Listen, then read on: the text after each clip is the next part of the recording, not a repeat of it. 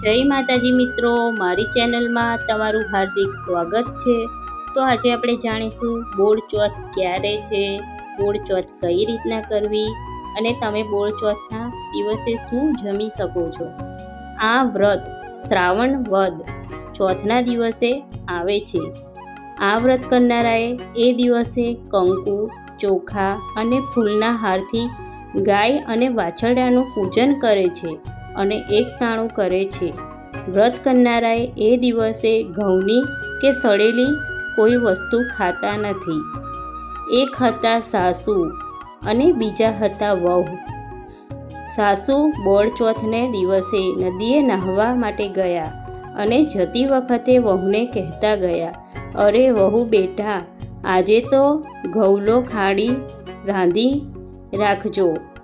ભલે એમના ઘરમાં એક ગાય હતી। ગાયનો એક વાછરડો હતો। એ વાછરડાનો રંગ ઘઉંના જેવો હતો, જેથી એનું નામ ઘઉલો પાડ્યું હતું।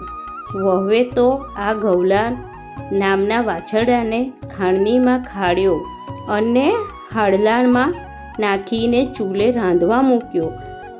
સાસુએ આવીને વહુને પૂછ્યું તો વહુએ કીધું, અરે બા, ઘઉલાને તો ચૂલે ચડાવ્યો, પણ એને ઘણો ઉત્પાદ મચાવ્યો, ઘણું જોર કર્યું, માંડ માંડ ખાડ્યો અને માંડ માંડ ચૂલે ચડાવ્યો। આ સાંભળીને સાસુના પેટમાં ફાડ પડી અને લાગ્યું કે ચોક્કસ વહુએ ગાયના ઘઉલાને ખાંડીને રાંધી નાખ્યો છે। એને સમજ ફેર થઈ છે। સાસુએ જ્યારે સાચી હકીકત જાણી ત્યારે આભી જ બની ગઈ। આજે તો બોળ ચોથ હતી। ગામના લોકો વાછરડાની પૂજા કરવા આવવાના છે અને હવે એ સૌને શું મોઢું બતાવીશું। સાસુએ તો ઘઉલાવાળું હાડલું ટોપલામાં મૂકી અને વહુના માથે મૂકી ગામની બહાર ગયા અને હાડલું ઉકરડામાં ફેંકી દીધું અને ઘરે આવીને સાસુએ વહુને અંદરથી ઘર બંધ કરીને છાનામાના બેસી રહ્યા। ગાય ચરવા ગયેલી તે સાંજે ચરીને પાછી આવી। તેને ખબર પડી એટલે ગાય તરત જ દોડતી દોડતી ગામના પાદરે ઉકરડા બાજુ ગઈ। ઉકરડામાં જઈને એને હાંડલામાં શીંગડું માર્યું એટલે તરત જ હાંડલું ફૂટી ગયું અને એમાંથી વાછરડો કૂદીને ઊભો થયો। વાછરડો ગાયને ધાવવા લાગ્યો। આ બાજુ બધા જ વાછરડાને પૂજવા માટે સાસુ વહુના ઘરે આવ્યા તો ઘર અંદરથી બંધ હતું। બધાએ બારણું ખખડાવ્યું પણ અંદરથી ઉઘડે નહીં।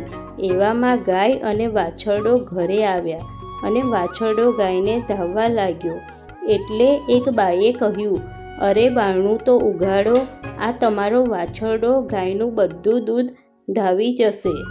સાસુએ વહુને બારણાની તિરાડમાંથી જોયું તો ખરેખર ગાય ઊભી હતી અને વાછરડો ધાવતો હતો। સાસુ વહુએ બારણું ઉઘાડ્યું, ગાય અને વાછરડાને અંદર લીધા અને સૌએ ગાય અને વાછરડાની પૂજા કરી અને વ્રત પૂરું કર્યું।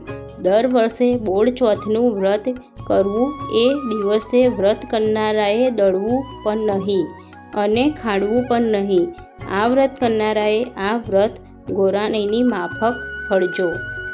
તો આ વ્રત સાસુ અને વહુ સાચા હતા એટલે તેમને વ્રત ફળ્યું।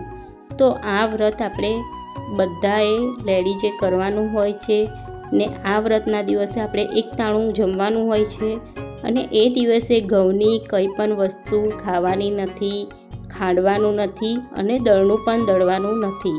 તો આ વસ્તુની ખાસ ધ્યાન રાખવાની હોય છે। ત્યાર પછી આમાં તમે બાજરીનો રોટલો અને મગનું શાક એવું જમી શકો છો। તો આજના વિડીયોમાં બસ આટલું જ હતું। પછી મળીશું હવે એક નવા વિડીયો સાથે। તો આજનો વિડીયો તમને મારો પસંદ આવ્યો હોય તો વિડીયોને લાઈક કરજો, કમેન્ટ કરજો અને ચેનલમાં નવા હોય તો સબસ્ક્રાઈબ કરી લેજો। પછી મળીશું એક નવા વિડીયો સાથે। ત્યાં સુધી જય માતાજી, જય ગાય માતા।